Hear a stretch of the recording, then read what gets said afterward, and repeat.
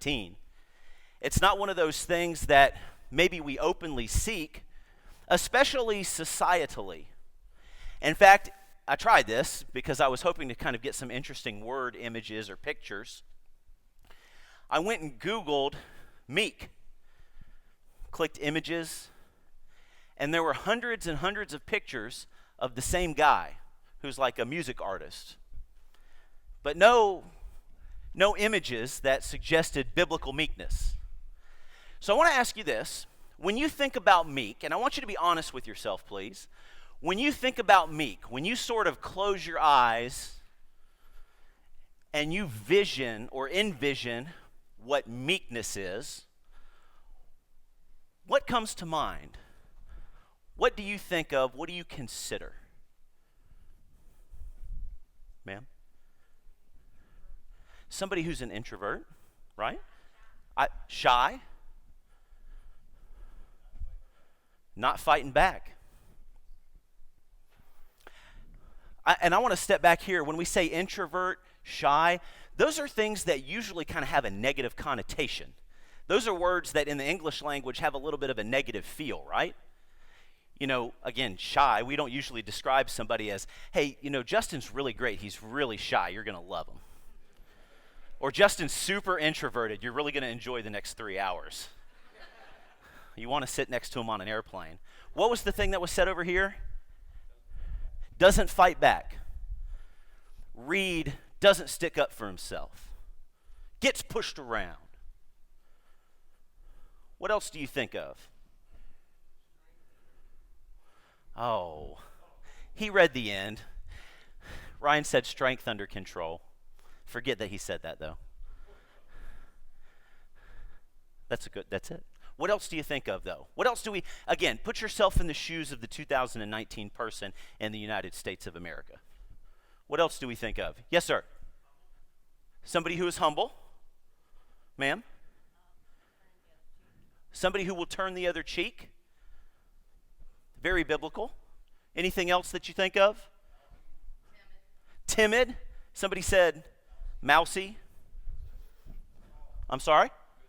Somebody who might be a good listener. Somebody who's soft. Again, some of those have very positive connotations, absolutely, and are very synonymous and appropriate.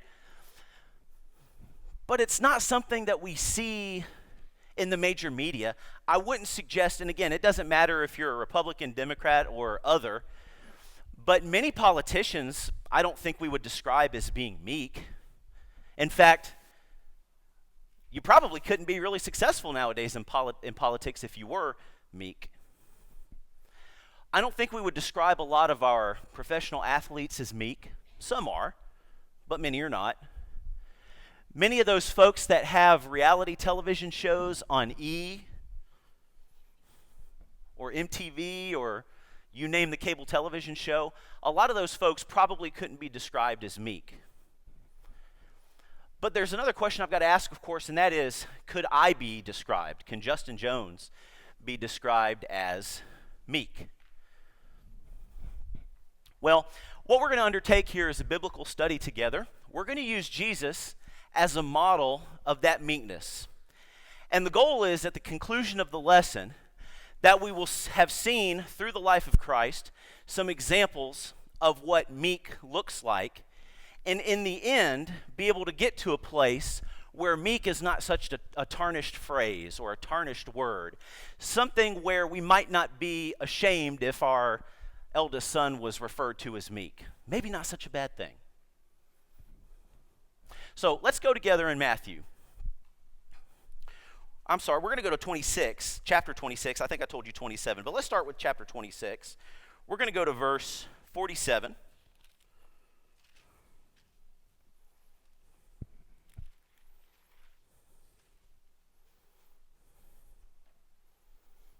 And we're going to pick up here in the garden. We'll come back to the garden, I think, at the end if we've got the time to do so. But you know what has led up to this point. Up to this point, Jesus has prayed to God very earnestly for this whole thing to go a different direction. You know that the people he's been the closest to, his very closest disciples, have fallen asleep on him. They've literally gone to sleep on him. They're getting ready to leave him. He knows that. And here he is praying these earnest prayers to God, which have been heard, but it still has to go a certain way, and he knows that. And the soldiers show up, and they're preparing to arrest Jesus. And as that's happening here, as you go through 26, verses 47 and following, you'll notice that one of the men that Jesus is with, I believe it's Peter, he gets a little bit excited because he's with Jesus, and Jesus is getting ready to be arrested. Perhaps they're putting the cuffs or the restraints on Jesus. And Peter goes to draw a sword, and he cuts the ear off of one of the men that are taking Jesus into custody. Looking down at the text, many of you are very familiar with the text and with this particular passage. What's Jesus' response to this? If you live by the sword, you're going to die by the sword. Go back to the text. What's another thing that you see? He does, in one of the, definitely in one of the Gospels, the ear of the centurion is healed by Jesus. He repairs the mistake made by Peter.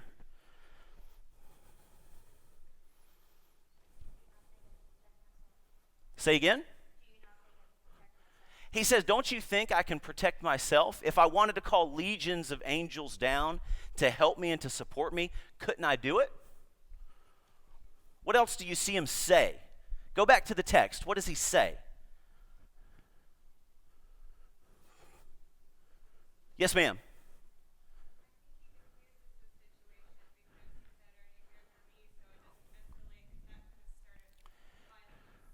He diffuses the situation. I heard somebody say the words over here. What did he say? Put your sword away. Put it away. Peter thought it was going to be a fight because Jesus was betrayed. He was being arrested. He was being taken into custody. Now, most of us in here probably have not been, arrested under betrayal to that extent. But everybody in here has been betrayed. Everybody in here has probably been in a situation where they've ended up on the wrong side of a situation because of something that was not right, because of something that somebody else did. And what's the normal human response to that? When you are betrayed, what's the normal response? Sir? Revenge. I want to strike back. Anger. Frustration. Meet power with power. Because that's what the world says. But Jesus says, put your sword away. Put it away. Let me diffuse the situation. And then I'm going to go one step further. One of the men that are literally here to arrest me under betrayal, who's been injured, I'm going to heal him. I'm going to make the situation right by healing his ear. It's not what the world would say, but that's the model that we have here from Jesus. Let's go to another situation here. Go with me to Matthew 26:59.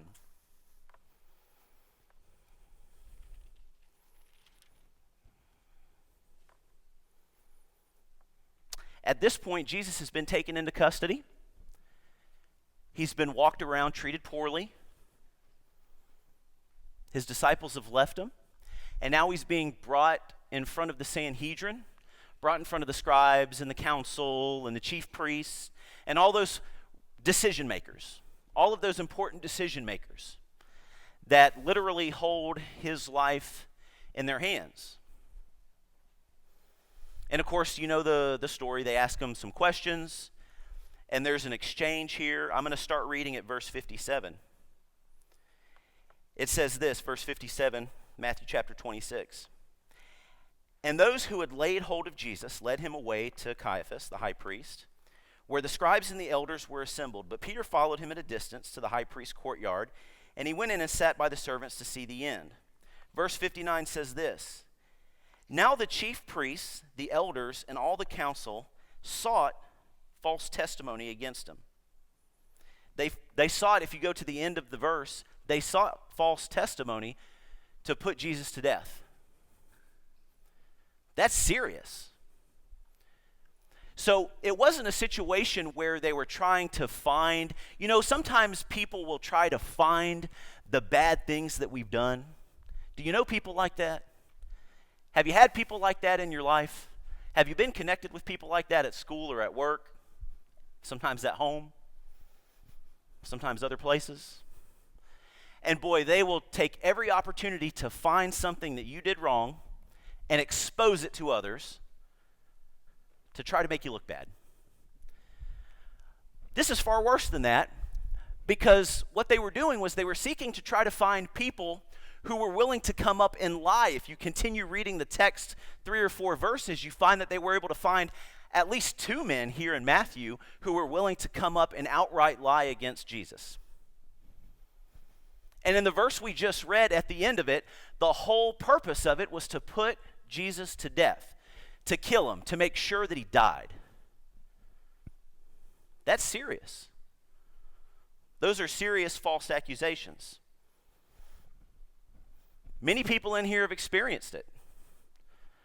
I know a lot of you guys, I get made fun of a lot because I don't have Facebook and I don't have Instagram. I missed all that. When I was in college, there was this thing called MySpace. Some of you are old enough to have MySpace.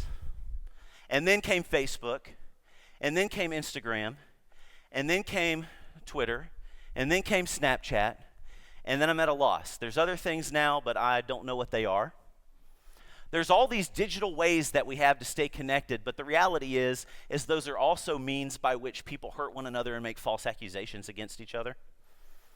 And that's a terrible thing.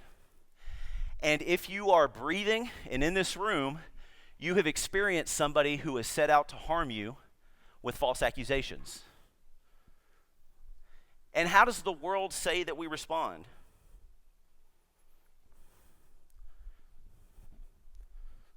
How does the world say we should respond? Get them back. If they tell a lie on you this big, make yours doubly good. If they work to find false testimony against you, find false testimony against them. If they're willing to expose things about you that aren't flattering but are true, well, do the same. Turn around and get them back. Why not? That's fair, right? How did Jesus respond? Go to your text. Sir? He kept silent. Do you see that? Go to verse 63 with me. Very first sentence. But Jesus kept silent. These are serious false accusations. But Jesus kept silent. Let's dig into that just a little bit deeper. Why do you suppose he kept silent? Why?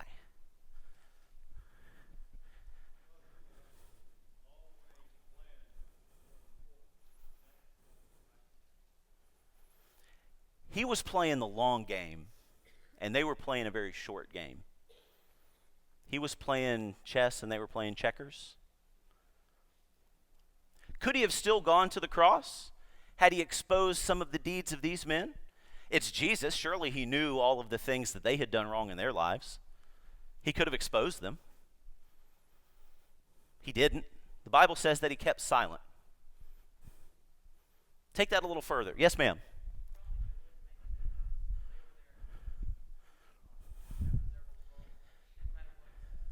You know, that's very true too. The reality is sometimes if people have a desire to hurt you, and if they want to besmirch your good character, sometimes it doesn't help to say anything at all. That's very true. It's a good tactic. Say it again.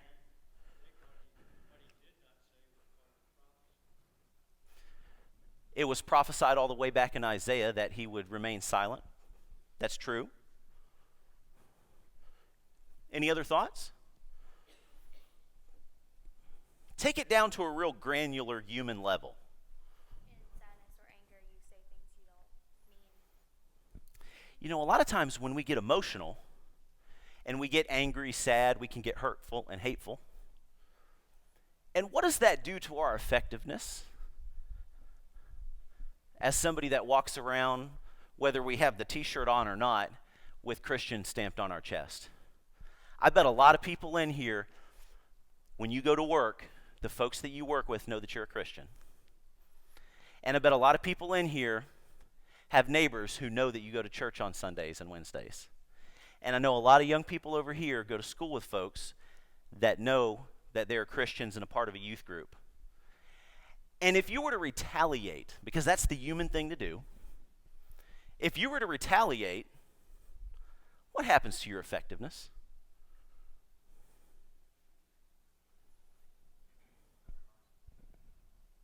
I'm sorry? It gets undermined. For those who are playing the long game, for those that are playing chess and not checkers, for those that are called to a higher purpose, we have to be very careful because it takes very little. It can take a very small amount of poor choice to diminish our effectiveness. And maybe that's something that Christ saw. Maybe amongst all of the other things, yes, the prophecy from Isaiah 53, yes, is true. And all of the other things, yes. But if he gets down in the gutter, and if he goes down into the trenches where there's name calling and hurtful things, then he becomes just like those other people. And all of a sudden his ability to do good and his ability to be impactful and to be effective, all of those things are diminished, even slightly. And his effectiveness is worn off. Let's go to Matthew 27:27.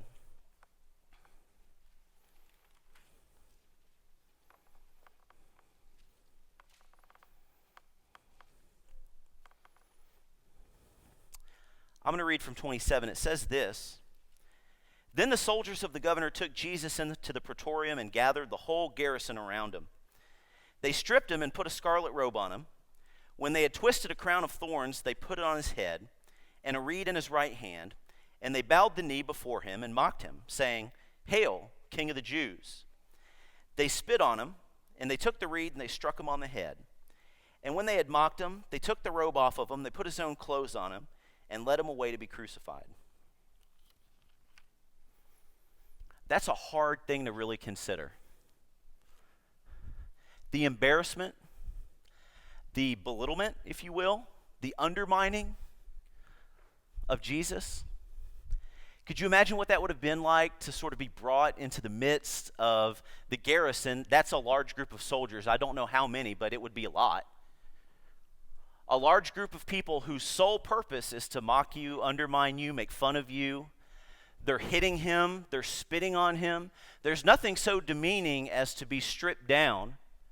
That's a tactic that's been used for thousands of years to really make people feel like less than human.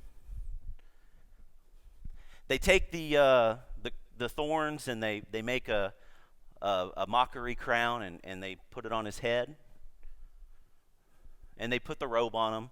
All the while, I imagine there's probably a lot of laughing, joking. Could you imagine the background noise, the things that were being said? Just the environment in and of itself. There's nothing worse, really, than being mocked. That can be really hurtful. Everybody in here has been hurt like that. You know what it's like to have been made fun of. You know what it's like to have been belittled. You know what it's like to have been diminished on a human level? This is so magnified. Most of us have never even conceived of anything like this before. I'm going to ask a little bit of a trick question now. I'm going to go back to the pattern here. So we've looked at this model of Jesus here. And the question is, how does he respond? Don't be afraid to go to the text.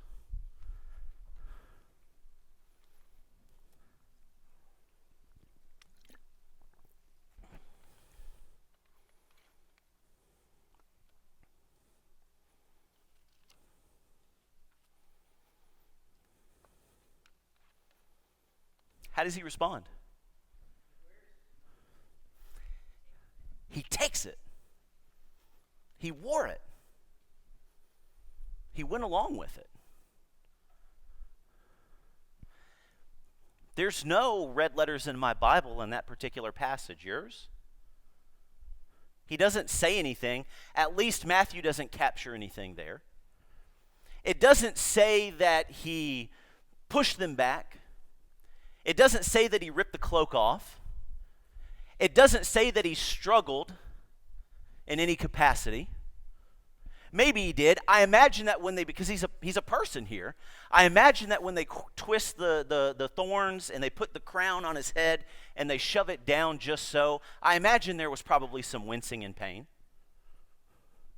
I imagine there were some normal human responses to the discomfort of all of this.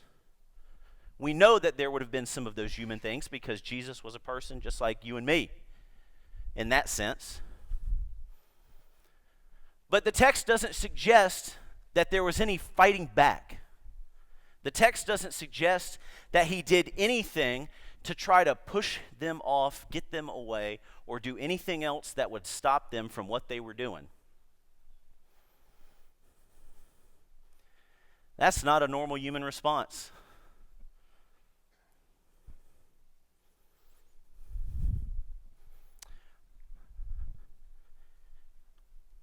Take a look at Matthew 27:32 with me.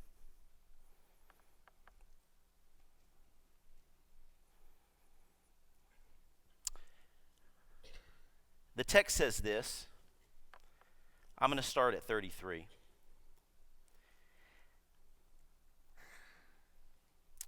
And when they had come to a place called Golgotha, that is to say, a place of the skull, they gave him sour wine, mingled with gall to drink, but when he had tasted it, he wouldn't drink.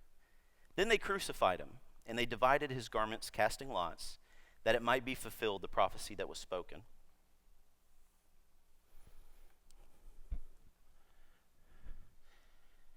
If you go to John, it suggests that at least for a time, Jesus had to carry the very cross that he was crucified on. We know that from Matthew, Mark, and Luke at least, that Simon carried the cross a portion, maybe a large portion of the way to the site where Jesus was crucified. But the text suggests that for a time, Jesus carried the cross himself. And the cross is a representation of a lot of things. Mainly, my sins, your sins, the sins of all mankind. Amongst many other things, it represents that. And to take that a little further, Jesus being crucified upon that cross, having to bear the cross to the place where he would be killed,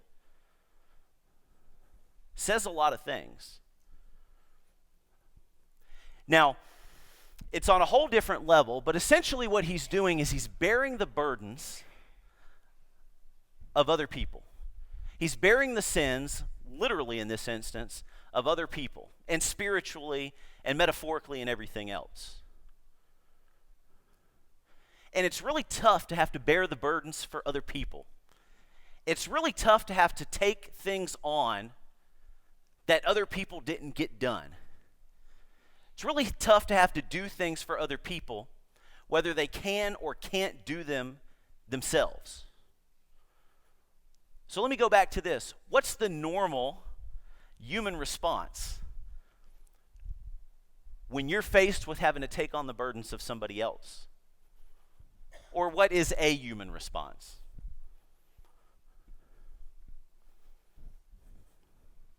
I'm sorry? Do it yourself. What else?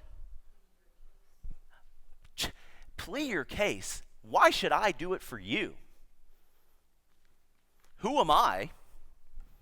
Don't y'all know who I am? You want me to do it for you? Who are you, and what have you done to deserve my help? I always have to pull you out of jams. You're always getting yourself into these kinds of problems. I'm going to let you learn the hard way because you're always making these bad choices. I've said those kinds of things before. Maybe you have too. Could have been very easy for Jesus to say that. To look at it like, is this something that Justin really deserves? Very easy for him to say no to that. I'm glad he didn't.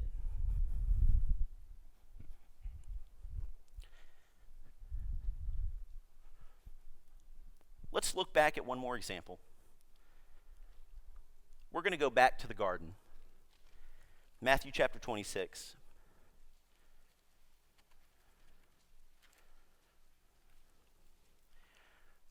Let's go to around verse 36 of Matthew 26.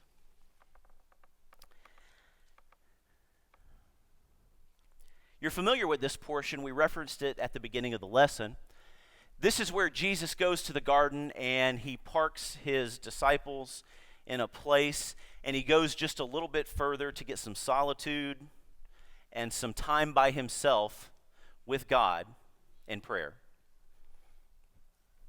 And as he goes a little further, he begins this cycle of prayer where he asks God, if it's possible for this to go another direction, can it please go that other direction? If you can take this cup from me, please, Lord, let it pass. Let me drink it in another fashion. Let it happen another way. Can we do something different? And in that cycle of asking those questions, he concludes it with, but your will be done. Have you ever been in a position where you've prayed earnestly? And you've prayed a prayer earnestly because you needed something from God and it had to happen.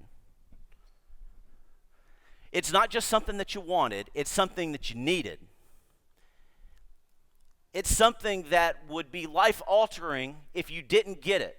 And you go to God and you say, God, I need this. Without it, somebody will die. God, please save this person. God, please help me to keep my job. God, please don't let us lose the house. God, please don't let them go. Whatever it is, it's so serious that life would be completely altered if God doesn't answer. And have you ever been in the position where you asked that of God and you prayed that prayer and the response was just what Jesus got? And that was, it's got to go this way. It's got to happen this way. Doesn't mean that God didn't love Jesus. Doesn't mean that God doesn't love me or doesn't love you when he responds in a way that doesn't go our way. But that's a tough situation to be in. And let me ask you this. How do we respond? Maybe that's better for rhetorical purposes. How do you respond when we pray the prayer and we ask for the thing that we really need, but it doesn't come our way? In Jesus' case, he wasn't happy about it, but he accepted it.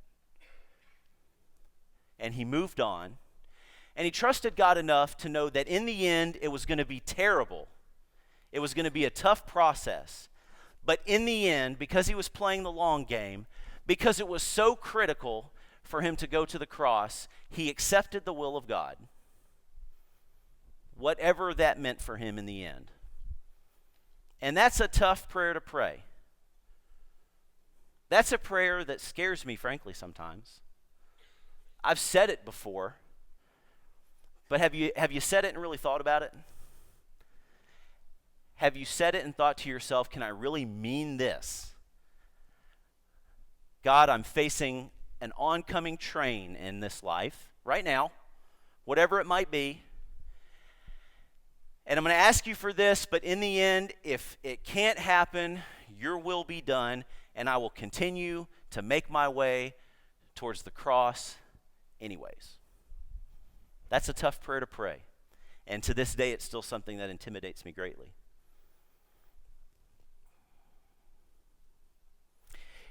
You know, meekness, the term meek, if you go all the way back to its original context in the original language, if you go back into the Latin and you look at the derivatives of it, it actually comes from the context of working with animals. And in that context, what it means is that the animal, if they were meek, they were accustomed to the hand. That's what it literally means, is used to the hand or accustomed to the hand or comfortable, if you will, with the hand. Let me give you kind of an image of what that might be like. Everybody in here, maybe, has gone to the zoo. Probably a lot of you have been to the Jacksonville Zoo before. And when you go to the Jacksonville Zoo, you can pay like $15 to get in. But for an extra $3, you can go see the giraffes. Like, you take the ramp up to the giraffes, because the giraffes are tall. And you take that ramp up to the giraffes, and it's about 20 feet up there. And for the extra $3, some of you parents have been pestered into this before, no doubt. For the extra $3, your child can be held by you very close to this large giraffe, and they can feed them like eucalyptus branches. Have y'all seen that before? I think it's eucalyptus. Is it eucalyptus? Thank you. So you pay $15 to get in, then $3 to feed the eucalyptus, right? All the kids want to do it. It's a great money-making scheme by them. Last winter, I guess it was, we had our nephew down.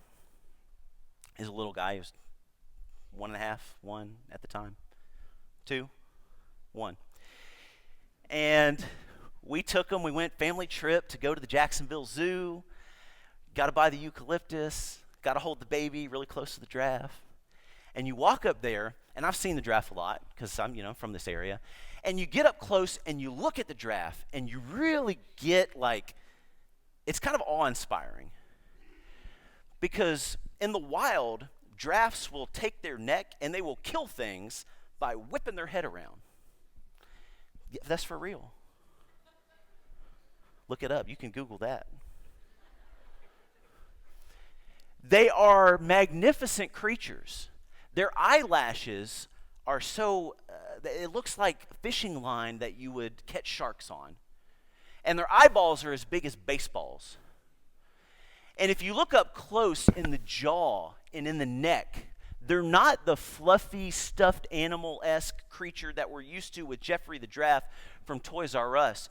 They have deep sinew and veins in these massively strong and muscular necks.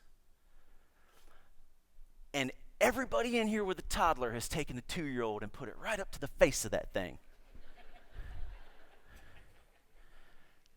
And I thought to myself, if that giraffe wanted to, it could snatch that little baby right out of the hands of that mama and do whatever it wanted. But it doesn't. Why? Because it's accustomed to the hand. Do you see? It's accustomed to the hand. It's been trained. And it's this mighty, massive, strong, capable creature. It looks silly, but they are powerful, powerful creatures. But it can be subjugated. It can be tamed. And you can take this very mighty force and turn it into something that can be quite gentle. To a much greater extent, I want you to think about one of the smallest elements of life, the atom. It's very small. You can't see it, at least to the naked eye. But deconstructed and rewired, it can be quite powerful.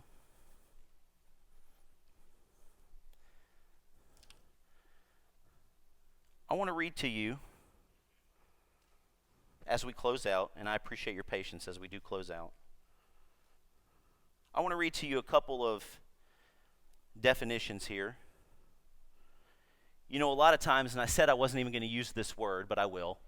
A lot of times, meekness kind of gets construed with weakness.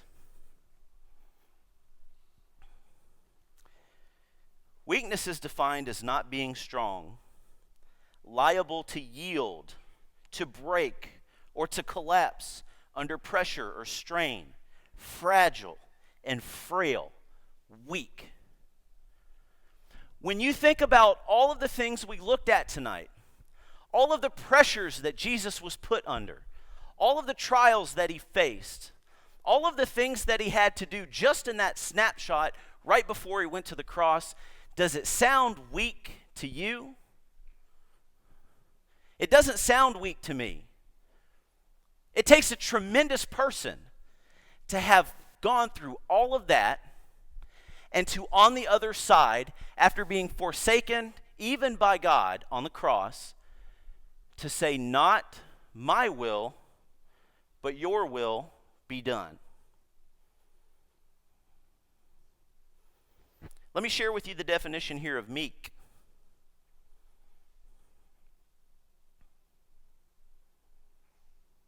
A couple of definitions.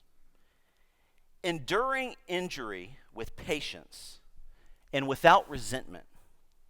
Mild, quiet, gentle, not willing to enter into dissensions, not forceful.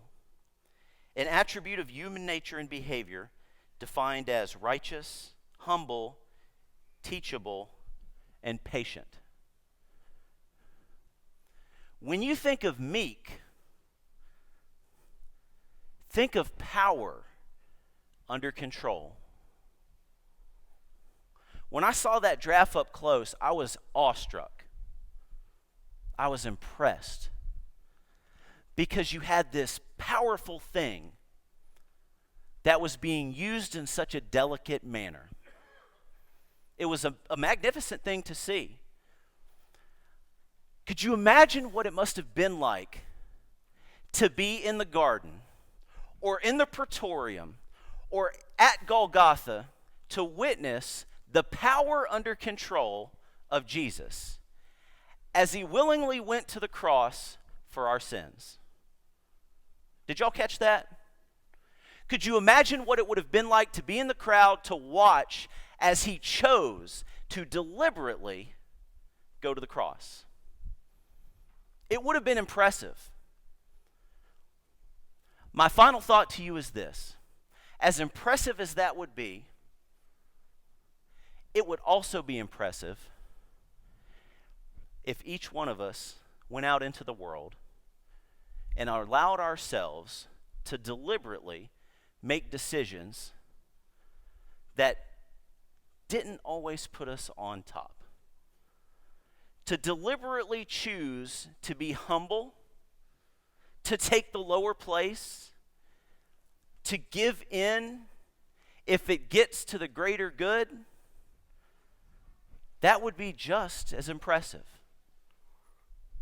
So as we close out, I want you to consider the value in being meek. Meek is not small. I didn't see that in the text tonight. Meek is not weak. I did not see that in the text tonight.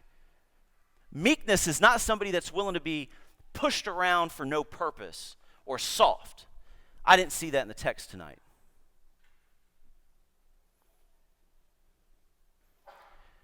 We're going to close out in prayer. I would ask if you would close us out in prayer as we go out tonight. I appreciate your attention, and I appreciate your thoughtfulness and your responses. Thank you, Juan.